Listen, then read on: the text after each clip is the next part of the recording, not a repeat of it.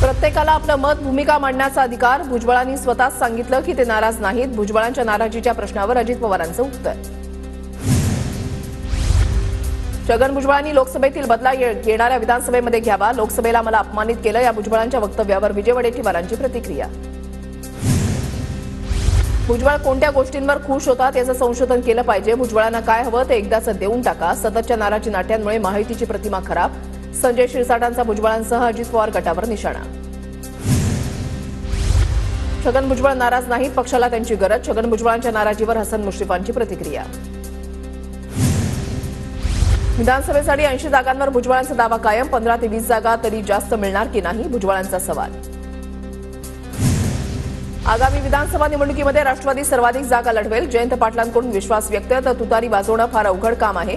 कोणीही वाजून दाखवावं. मी 1000 रुपये बक्षीस देतो. जयंत पाटलांचं मिश्किल वक्तव्य. मुख्यमंत्रीपदासाठी आमच्या पक्षामध्ये जयंत पाटील, अनिल देशमुख यांच्यासारखे अनुभवी नेते. आमदार रोहित पवारांचं वक्तव्य.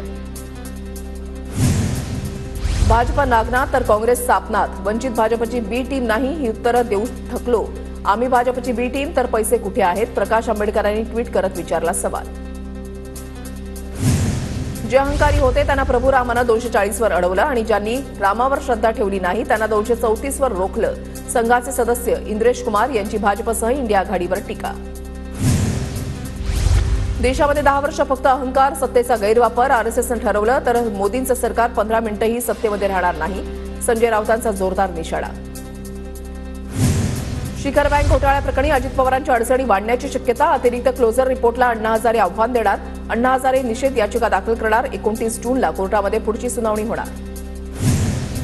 महाराष्ट्रामध्ये घोटाळ्यांचा पाऊस. अण्णा हजारेंनी आणखी घोटाळ्यांवर आवाज उठवावा. आम्ही सगळे उपोषणाला बसायला तयार. शिखर घोटाळा प्रकरणावरून संजय राऊतांचं अण्णा हजारेंना आवाहन. संजय राऊत सुपारीबाज माणूस. दिल्लीमध्ये बसून संजय राऊत सुपाऱ्या घेतात. संजय राऊतांनी पत्राचाळीची सुपारी घेतली. मनसे नेते प्रकाश महाजन यांची संजय राऊतांवर बोचरी टीका.